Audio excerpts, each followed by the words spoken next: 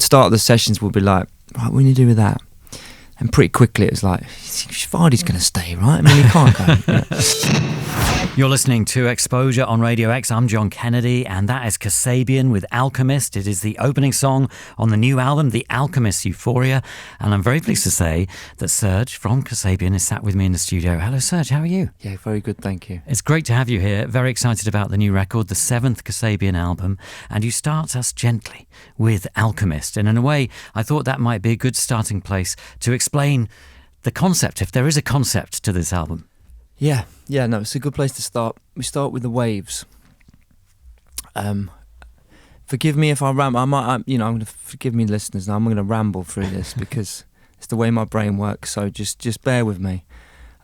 So we start with the waves, and we start with the Alchemist and his journey. The album is his journey through, like a fork in the road. Like we all go through. There's moments in our lives where there's a big decision to make, and so it sort of deals with that theme, and then along the way other themes that we that are very universal, let's say.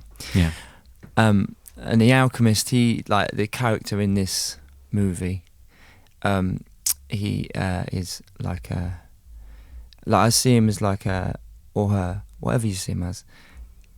You're like the mask on the front cover is his sort of I don't know, like he uses that to create. So when in the studio or whatever, then he's got this mask that he's picked up from different places, bit parts of synthesizers and all sort of kind of things.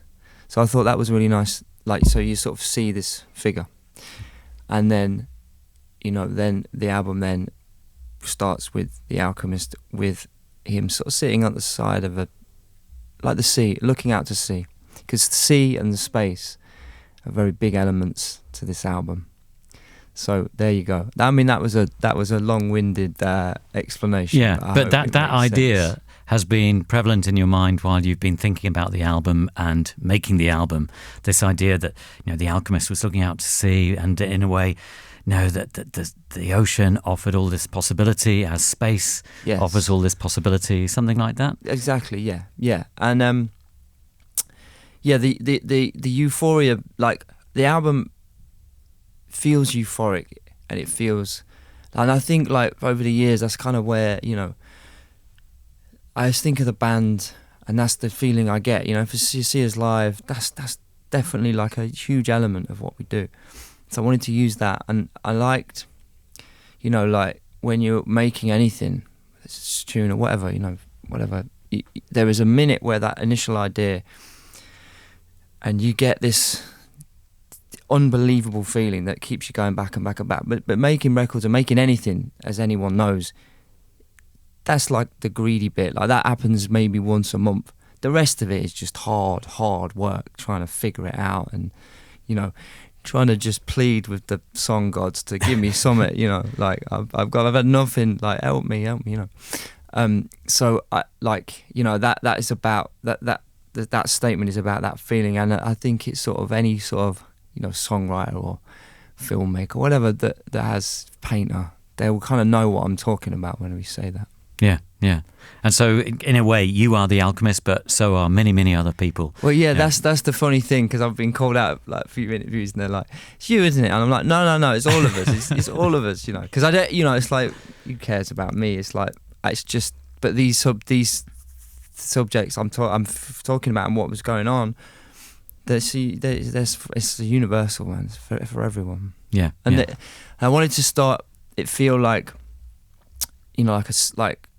like a lifted phone memo, and or like a sort of old beat up sort of record from the 40s where it's all sort of EQ'd and it's all out, and so there's something sort of like really like beautiful about this, how small it starts, and then it opens up, and then it goes into sort of, it's like 3 songs in one. I mean, it's a good a lot of the tunes are 3 or 4 songs, but I wanted to make sure they didn't go on for 12 minutes. I wanted to do have all those ideas to happen in 3 minutes, because of attention spans, my own one is shot and everyone else's is gone. So I thought it'd be great to make a record in a time where attention spans are shot to pieces, to, you know, have 3 or 4 songs to happen in one song over 3 minutes.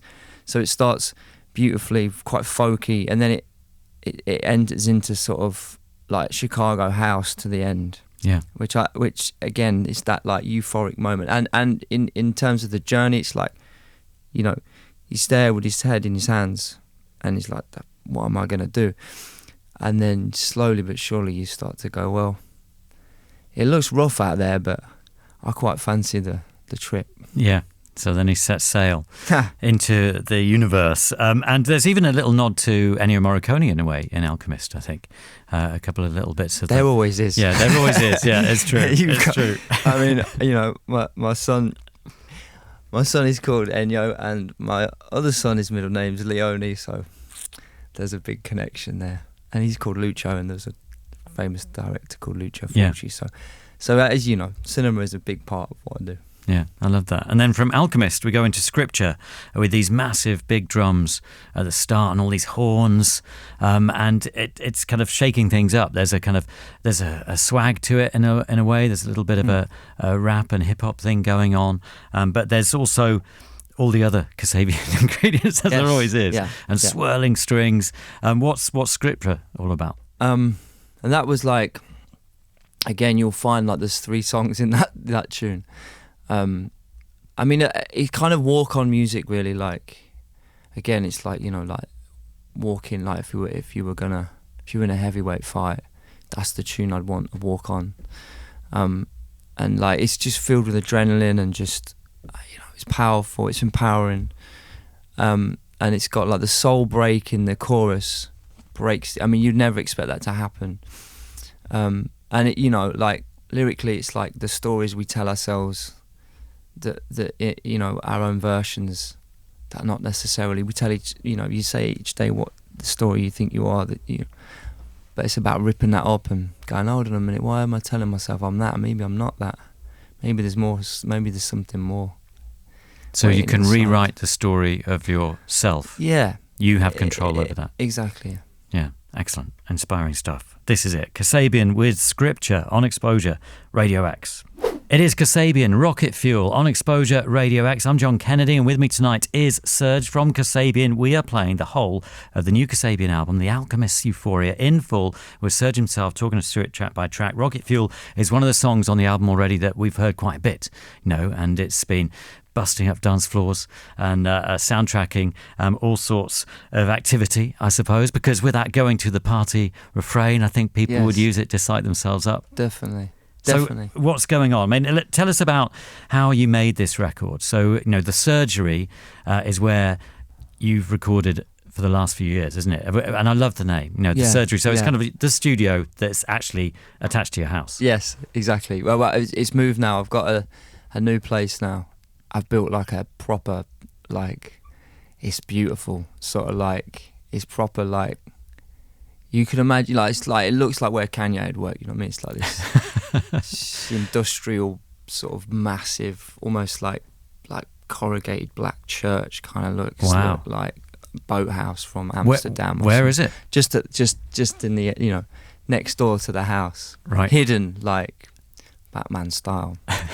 It's great. It's amazing. And so I get like that track came like I was thinking about the new mosh pit, because the mosh pit's there's changed a little bit. There's a new sort of tempo that I've been noticing, and I've been to see Kendrick and I've saw Tyler the Creators, and there's a sort of 80 BPM thing going on. Travis Scott as well, and I was like that. I mean, and it's like, because if I'm thinking about doing a mosh song, I probably wouldn't think about those tempos. Like there's a range where I'll go here, and this is going to be good. So that was the starting point. So I thought, well, if we could somehow make like a modern futuristic rock and roll version of that, what would that be? You know, how would that sound? So with that in mind, that's where the kind of Rocket Fuel thing came, and that, like, the the sort of a gig situation where you get that drop and it dropping into that tempo. So that's where that started. And then, but to sort of angle in the sort of like rock and roll to it, like in the like the sort of the grungier, the Quiet Loud, the famous Quiet Loud, because Nirvana was, you know, there's no better mosh than Smells Like Teen Spirit's up there, isn't it?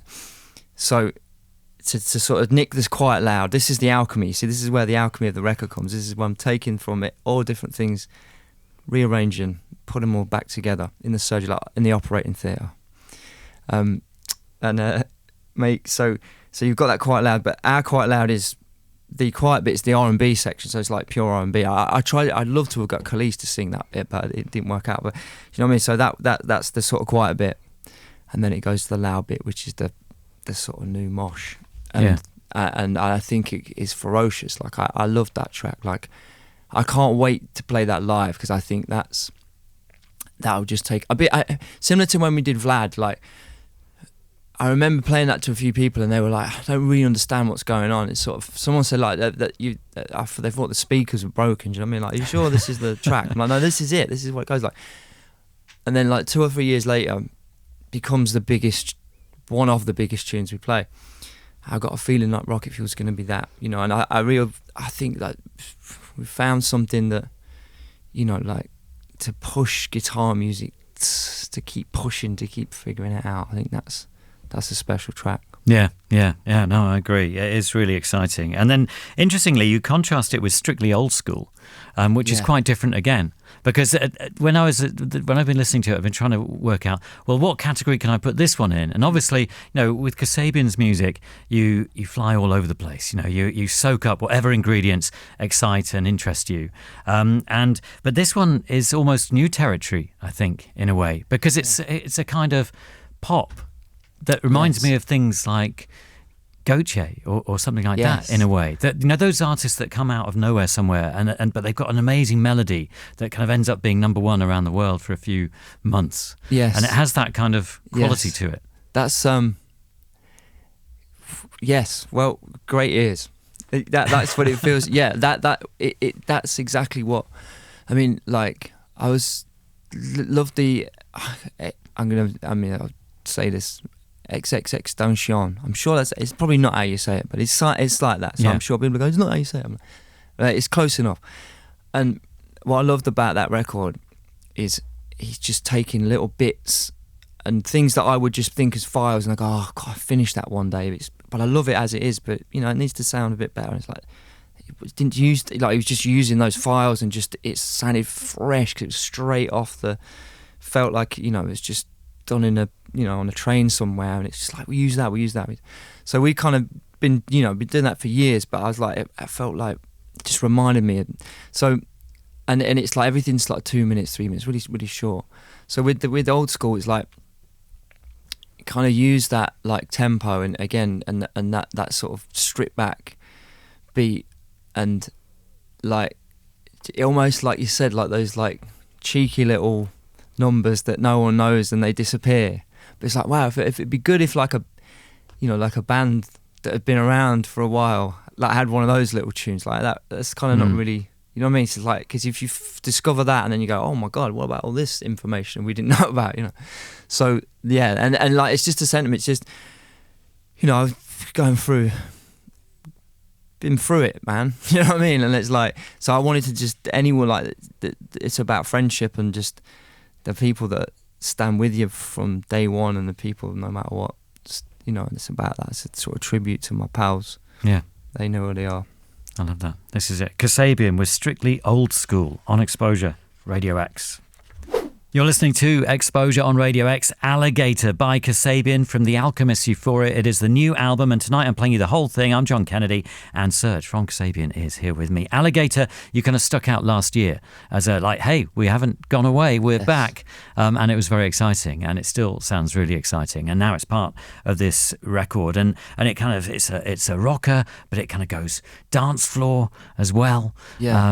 And I always think that often, you spend a lot of time entertaining yourself. I know this sounds a bit daft, but you just get so enthused and excited by the music that you create. You're there, lost for hours, like this alchemist, Yes. lost in your world, and then suddenly you reappear and say, "Oh, Totally. look, I've got some tracks. What do you think?" Yeah. Like ideas. Like I think, it's for me. It's always been about ideas, and that's like to stay in the game this long. They're so precious. Like your ideas are everything because, visually, from videos, from the live show, from the albums, if you've always got good ideas, then it just keeps going, and then everything else falls into place, and so I think, that like without Alligators, like it was the gate, that feels like the gateway between the old and the new. So it's like, well, feels right to put that out and just kind of go, that sort of bridges the gap, I think. And I just used Alligator because it's about survival, and it was sort of poignant for us. And it's like I read somewhere that they would, if there was a nuclear war, they would be fine. We'd be done, but they'd be great because they just eat number plates and bikes and laptops. Their sound, they don't really, they just survive for anything. So I thought, well, that felt right good. That felt like, yeah, let's put that out and just, And you say the old and the new. So this is the old Kasabian and the new Kasabian. So this is like a little, yeah. And it that was like written in 2019 or something. Mm. Because, of course, I mean, a lot of people have been talking and a lot of attention has been put on the fact that Tom is no longer in the band, but the band forges on and has this new record. And obviously, you've played shows now. You're used. Well, maybe used isn't the word yet, but you've done it now. You've put yourself out as the front man. Yeah. And I've always thought, we've talked to each other for many years about your music, and basically you are the music. You've always written it, and you've always been singing it anyway. So it seemed like a very natural step. And also, even with the SLP, the solo record, in effect, that you put out in the 5-year gap between Kasabian albums, it's almost as if that was somehow the universe telling you that your destiny was to be at the front. I mean, for me, like I'm a songwriter. That's like the most important thing, and I've never even thought about frontman. Like I never wanted to be, but it's here now. So like anything that I do, if I'm going to commit to it and I'm just learning. That's how I feel, and I can, I just want to. I want to take it somewhere that, from the outside, you might go, his guitarist what's he thinking? But like, I knew straight away that if I was gonna do it, that's got to go, back on the stand. You know what I mean? You can't, right. It's like I can't. I'm not. That's not my personality. It's not who I am. To like, I'm gonna do it and then commit and then study, learn, and try, become whatever I can be. Do you know what I mean? So the summer has been, absolutely insane. I got to say that the shows have been just proper. I mean, I can't, more than we could ever imagine. And I think the process of making a record has been exactly the same since the first one. So nothing's changed. I suppose the only thing I can maybe experiment a little more with where I go vocally, because I'm sort of there, it can just be done on the fly, so to speak. And also the way I want to, I can use different characters, different ways in which I, cadence and flow. I can do all that, and it's a lot easier when I can just do it, there and then. So that's kind of, that's what changed. Yeah. Do you think the SLP helped? Do you think that was part of the change, or being able to accept that change? I suppose the record was made exactly the same as all the others, so I didn't learn anything. I mean, obviously making records, you pick up little things, but that process was exactly the same how this was made. But like, nothing can prepare you for stood in front of 90,000 people at Nebworth. Like, what I was doing in the SLP was theatre, essentially. So, and those shows were like an hour, and and it was theatre. You know what I mean? which is different. So, but standing there, you know, in front of, you know, LSF and Fire, when you've got that energy, and then, you know, that's a different game. Yeah. That is a different game. But do you feel changed after that experience? Massively. Like, I've shifted. You know, that's been a seismic shift in everything. Yeah, it's wild. Do you think it's giving you extra confidence? Because in some ways the great thing about being the songwriter and the guitarist is that you can take a little backseat if you want to. You know, you don't need to have that weight on your shoulders, and so that's quite helpful sometimes, especially for, you know, a creative, introspective type like yourself, Serge. Yes. Possibly, you know, if it could describe you. You know, it gives you that chance to be up on stage, do the rock and roll, but not necessarily have to do the other stuff, go the full James Brown, as it were. Yes. But now, you know, you're kind of both being forced to do that, but also you've done it, and it probably feels better than you thought, maybe. Yeah. I mean, yeah, it does. It's like, you know, it's like that. It's like standing on the edge, you know, of skydiving. I've never done it, but I could imagine it's like, once you jump out of the plane, like, you don't want to jump out of the plane. You've got the parachute on, make sure it's been packed correctly. But I'm sure all the way up there, you're like, I just know, what am I doing? You know what I mean? My kid's down there, got a couple of dogs, everything's good. I'm really jumping out of a plane, what am I thinking? But then as soon as you do it, then you're just tripping, you know what I mean? You're just like, this is, and it's like, that's kind of the first step on the stage, where you go, now I'm here, these lot are getting it, like they've never seen anything like what I'm about to do. And I'll come off and it's the same old me, you know what I mean? Yeah. But for that hour and a half, it's like I'm someone else, somewhere else, and it's like, you know, it sounds pretentious, but it's transcendence. It is, because you know, when I'm creating, my brain's all over the place, and I'm like,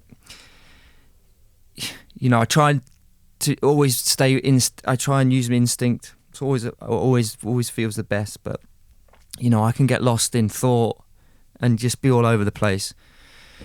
But when you're on that stage, there's no room for that. So it's like, focuses you in, like deadly focus, and it is you're in that moment. And I try to imagine I'm literally in that centre with all the people in the middle, moshing, going, just losing their minds.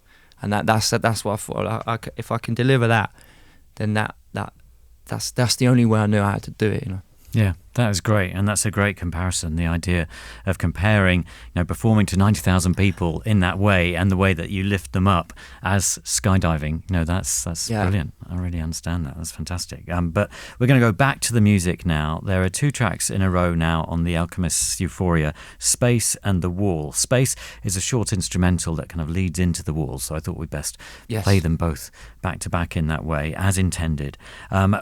You've got a couple of these instrumental transitions. So you often do, actually, on the records. And, you know, what do you want to achieve with Space into The Wall? What's the important contrast? It's like, I get like following the movie, you know, path, which I tend to do all the time. It's a way, like, after that, it's a ferocious song, Alligator, so you just need a minute. I think you just need a minute, and I like just to take everything down. You know, bring you down a bit before we go in, rather than just the next song happening. It's just, you just need to just float in there. And like I say, Space and Sea were like, you know, these were 2 places that felt really important. The vastness of the sea and the endless possibility, and then the space, seeing Earth from space. Like we get onto the ultra view effect later, but seeing things from, you know, the different perspective, and how you see Earth floating and nothing changes you forever, you know. And it was felt a bit like that for us at the time, in terms of out of body experience and perspective, and the first time stopping and seeing what had happened anyway, you know what I mean. That was all crazy.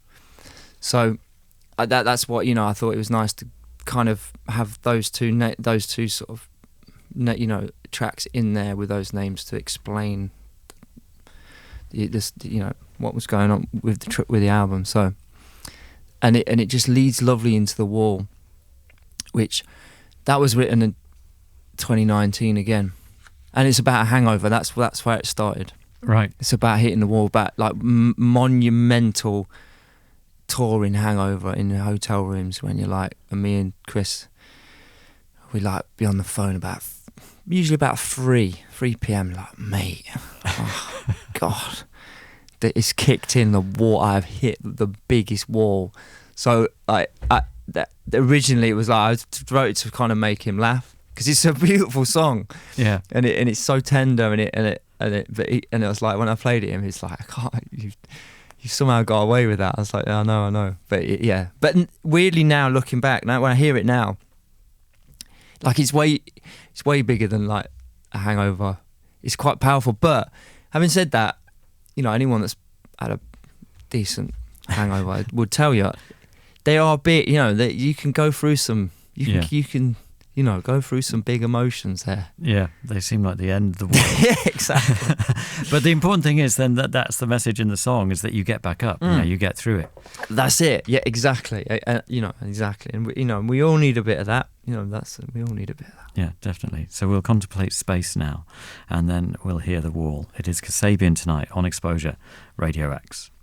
You're listening to Exposure on Radio X. I'm John Kennedy, and with me tonight is Serge from Kasabian. Hello, Serge. Yeah. And we're playing you the whole of the new album by Kasabian, The Alchemist's Euphoria. You've just heard the 8th track, TUVE, or the Ultraview. Is that correct? The Ultraview Effect, yeah.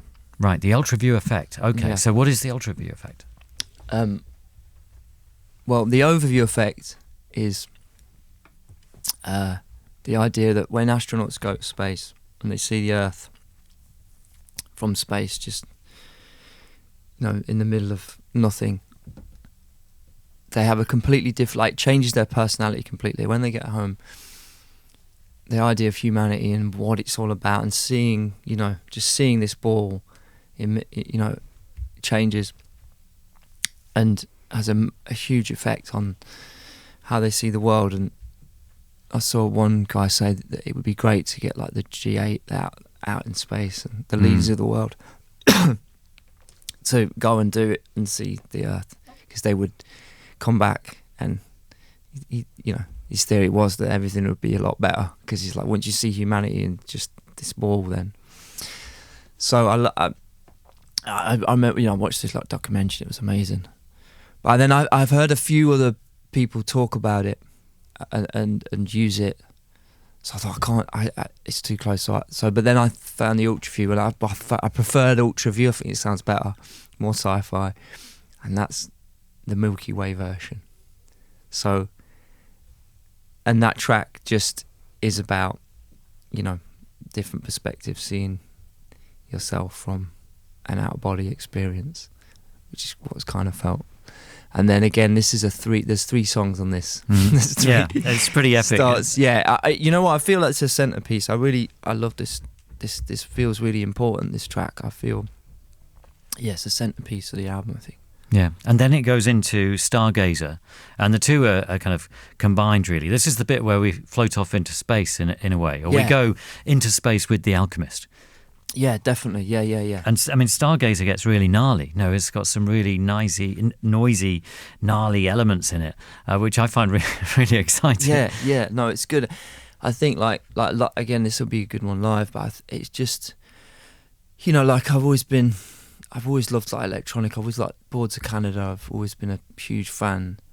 I love their synth work, and I just started to have this sequence, and it just, you know, like it's the sort of animation bit of the film, you know, when it would go, you know, when they sort of take liberties and go into some anime version or whatever. Yeah, fantastic. We're going to continue that journey now.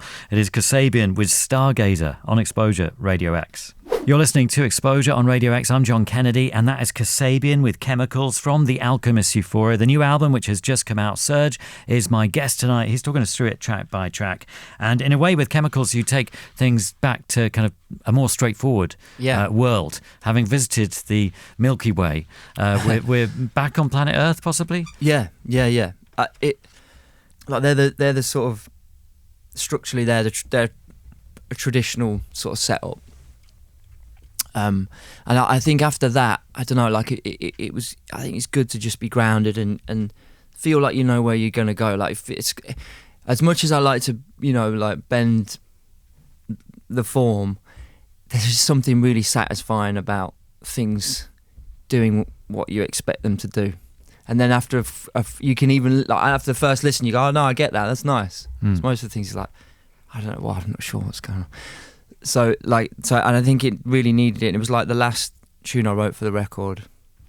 And that we've started playing that. And that was an instant one live. Like, it doesn't happen, it rarely happens where you play a new song and you can feel like the energy. So that's really connected, like, already. So that's great. Yeah, that's good. And in terms of the recording of the album, did you get everybody in? Did you do it bit by bit? Yeah, bit by bit, really. Yeah, because some of it obviously was done when, in lockdown. So it was like a sporadic sort of way. And you got to work with Fraser T. Smith. Yeah, absolutely. Who's a new addition to collaborate. He's amazing. Like, he's become a really, really good friend, and he's a Leicester City fan as well, which is very. How did you manage to find the one Leicester City fan? I know, I couldn't believe it, because in the production world, I don't know. Because obviously, been a big fan of his work, and he makes some seminal records, really important records, successful, and so we started talking about that, and then it was like, I'm a Leicester fan. I was like, well, I kind of heard, but I was like, I didn't think it was true. And then it was like, we met to talk about making an album or doing something, whatever, and then we just turned into like naming the Martin O'Neill team from '96, and just like proper deep Leicester sort of. So it was great. So we always fall back into the, like, start of the sessions will be like, right, what do you do with that? And pretty quickly it was like, Vardy's going to stay, right? I mean, he can't go. So it was wonderful. That's great. And so, Chemicals is followed by The Sea. You've already mentioned The Sea. So this is the second instrumental on the album, which leads into Letting Go, which is an acoustic ballad, for want of a better description. And you take us back to the sea. So the album all ends with the waves again. Definitely. You've been on the journey. You've made a decision. And then now you're back home, different, better, or not, whatever. You've just seen things, you've experienced, and now it's just about letting it all go. I mean, it's the easier said than done. I mean, like, it's kind of, I'm not sure it's that possible, but it's worth trying. You know what I mean? Yeah. Just, deep breath, just see ya, and then now's the time. Yeah. And I mean, you've got these dates in the autumn as well. I mean, are you planning to play a lot of the new album, or I think we're starting planning now, and I've got to say it's like so exciting, because everything, looking at the older tracks, through like the Alchemist's visor, mask, and reimagining them along with the new tunes, it's just like it's gonna be, and like the energy that kind of like the way now we perform, the way in which those shows over the summer, like we're on this, like, we know we sort of got a real good idea what we'd want to do. So they're going to be, I mean, geez, I can't even say. I mean, there seems to be a real hunger for it as well. Yeah. In the new generations, like, it's like perfect, because like the energy, like, and the just like, and that joy. That's the thing I've thought over the summer, was like, it's just proper happy people. Do you know what I mean? Yeah. It's great. That's fantastic. The euphoria that you talk of. Exactly in the title, that. Exactly. Really amazing. Serge, thanks so much for coming in tonight. Thank you for giving us and taking us on this journey with the Alchemist Euphoria, and we calm things down now, having been to outer galaxies with Serge's help. It's The Sea into Letting Go, the last two tracks on the new album by Kasabian on Radio X. Radio X.